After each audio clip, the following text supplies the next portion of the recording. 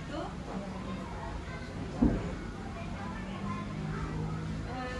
Saat ini saya dibersamai oleh Bu Nita, kemudian juga saya juga dibersamai oleh pengajar praktik saya, Pak Denny.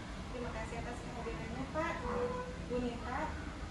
Jadi hari ini kita akan melaksanakan percakapan pasca observasi, di mana sebelumnya kita sudah melaksanakan percakapan pra observasi dan juga observasi pada saat kegiatan pembelajaran kita di kelas. Di dalam observasi tersebut saya sudah melaksanakan pengamatan ketika kita mengajar di kelas dan juga sudah mencatat kegiatan pembelajaran yang sudah kita lakukan. Sebelumnya tujuan kita melaksanakan percakapan pasca observasi ini yaitu untuk mengevaluasi dan juga merefleksi sejauh mana proses pembelajaran kita yang sudah dilakukan. Ya.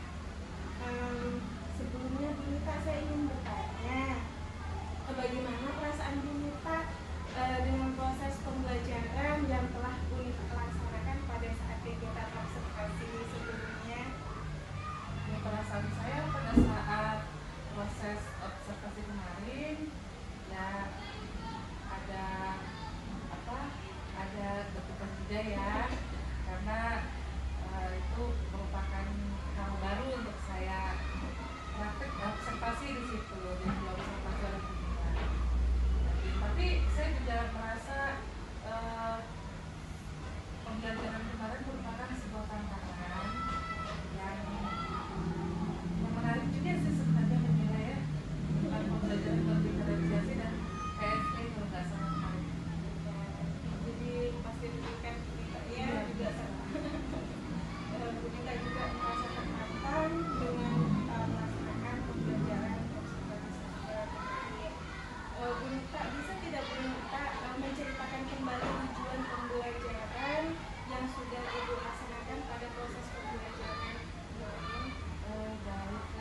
Pada saat observasi kemarin saya mengambil materi tentang organ pernapasan berdasarkan COVID ya, Bunila. Nah tujuannya setelah mengikuti pelajaran, anak-anak dapat mengetahui organ-organ pernapasan, maksudnya saluran pernapasan ya, ya. Terus anak-anak juga bisa mengidentifikasi dan mengetahui apa jenis-jenis penyakit tentang pernapasan. Jadi tujuan pembelajarannya agar anak-anak mengetahui sistem pernapasan dan juga penyakit pada organ-organ pernapasan seperti itu Bu Nita ya. Baik Bu Nita,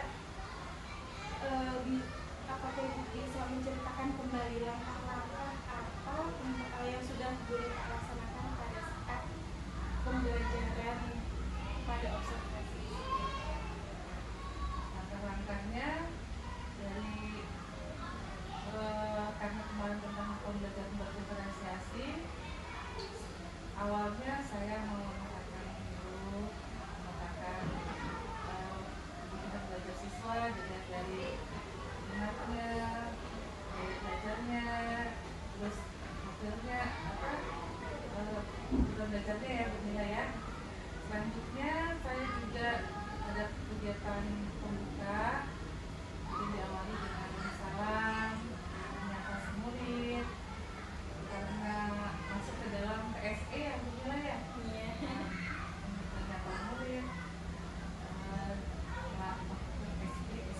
explaining ya, kemudian ya menampilkan slide, PPT dan evaluasi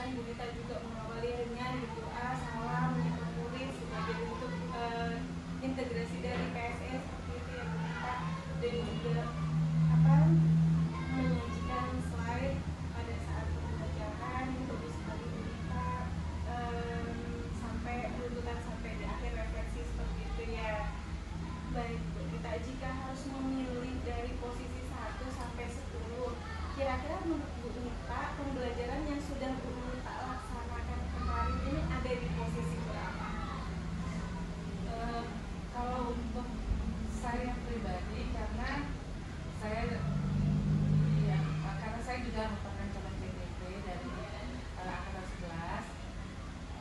PPC pernah bilang tunjukkan kelebihan, jangan tunjukkan kekurangan ya. Sekali. Itu kalimat yang jadi motivasi saya. Tapi untuk pembelajaran karena memang saya melaksanakan belum sempurna, jadi mungkin sekitar 80. Kalau begitu, kenapa Bu tak bisa menyimpulkan ada di posisi 10?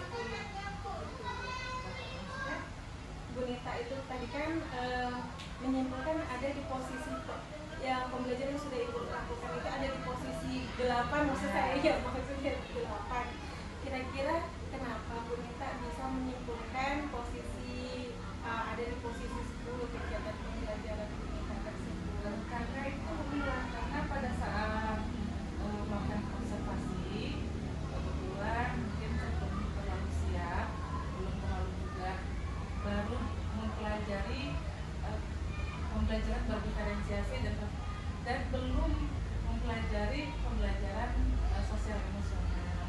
Jadi mungkin masih banyak kekurangan yang harus saya tingkatkan lagi. Tapi sudah bagus sekali waktu kemarin Ibu melaksanakan pembelajarannya itu Ibu kira-kira kendala yang Ibu hadapi pada saat proses pembelajaran observasi kemarin itu apa saja? Nah, kendalanya bisa yang pertama mungkin dari saya sendiri, kesiapan saya pada saat membuat modul ajar, kemudian pada saat melakukan observasi, dan juga kalau dari murid kesulitannya juga pada saat memetakan itu ya, itu karena itu hal baru tadi dunia. Jadi saya memetakan itu termasuk kendala yang agak-agak sulit. Saya ini bagaimana penerapannya, harus bagaimana, terus lembar LKPD ini harus saya buat bagaimana. Nah itu kendala murid juga, mungkin mereka karena baru kan biasa tuh bilang kalau kita membuat kelompok sebelumnya yang saya lakukan ya sudah 1/5 kelompok. Nah ternyata kan harus ada dilihat dari kesiapan belajar mereka tadi. Oh ternyata akhirnya mereka yang tadinya mau berkelompok dengan temennya terpisah nih. Nah di situ Bu saya nggak mau Bu, awalnya juga itu kendala dari murid. Itu mungkin salah satunya dan antara yang banyak lagi. Dan untuk selanjutnya proses pembelajaran seperti apa yang ingin Bu Nita inginkan untuk diri Bu Nita sendiri dan juga untuk murid? Proses pembelajaran yang pasti yang menyenangkan murid dan sesuai dengan kebutuhan belajarnya. Lalu langkah apa yang Ibu lakukan untuk memenuhi proses keinginan Bu Nita itu tadi? Langkah-langkahnya pasti yang pertama saya akan menerapkan pembelajaran berdiferensiasi, terintegrasi juga dengan pembelajaran sosial emosional yang dapat memacu atau memotivasi murid.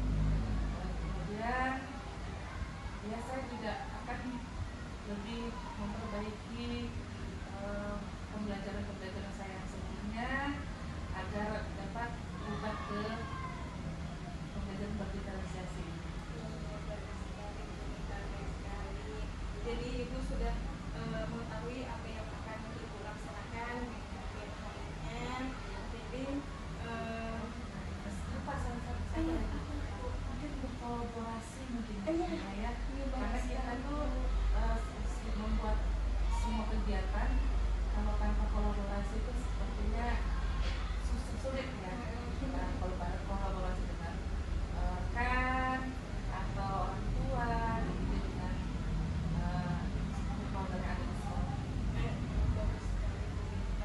Jadi kira-kira kapan Bu Nita saya ingin melihat kembali bagaimana progresnya Bu Nita nanti? Bolehkah saya ingin melihat apa yang ingin Bu Nita